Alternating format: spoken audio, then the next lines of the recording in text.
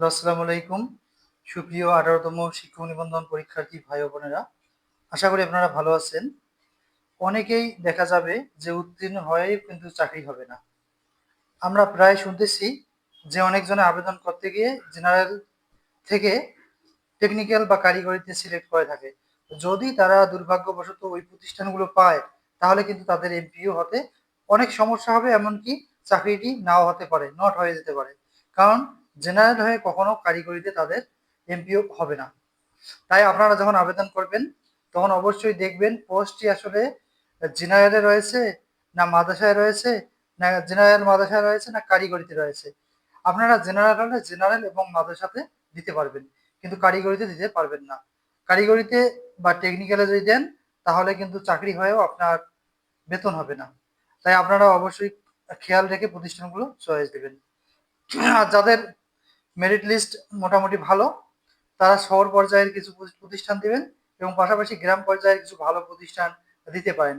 আর যাদের merit list খারাপ, তারা চাইলে সিলেট এবং পাহাড়ি অঞ্চলগুলোতে আপনারা চয়েস দিবেন যদি চাকরি করার ইচ্ছে থাকে।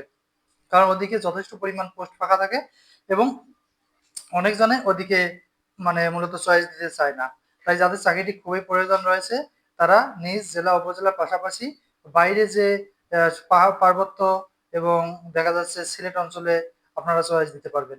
তাহলে দেখবেন সেখানে প্রতিষ্ঠান পেয়ে যাবেন। এবং ইয়েস অপশনটি অবশ্যই অন করে রাখবেন। পাশাপাশি যাদের মেরিট লিস্ট ভালো, তারা অবশ্যই ভালো ভালো কলেজ চয়েস দিবেন এবং মেরিট লিস্ট ভালো থাকার পরেও আপনারা চাইলে ভালো পর্যায়ের মাদ্রাসা রয়েছে অনেকগুলো, সেই মাদ্রাসাগুলো চয়েস দিতে পারেন। মাদ্রাসা এবং কলেজ বা স্কুলের মধ্যে তেমন কোনো ডিফারেন্স নেই, বেতন সবারই একই, গ্রেড একই, শুধু পার্থক্য নামেই মাদ্রাসা এবং কলেজ। আর যাদের একান্তই মাদ্রাসা দেওয়ার ইচ্ছা নাই, মাদ্রাসায় চাকরি করার ইচ্ছা নাই, তারা কিন্তু মাদ্রাসা চয়েস দেবেন না।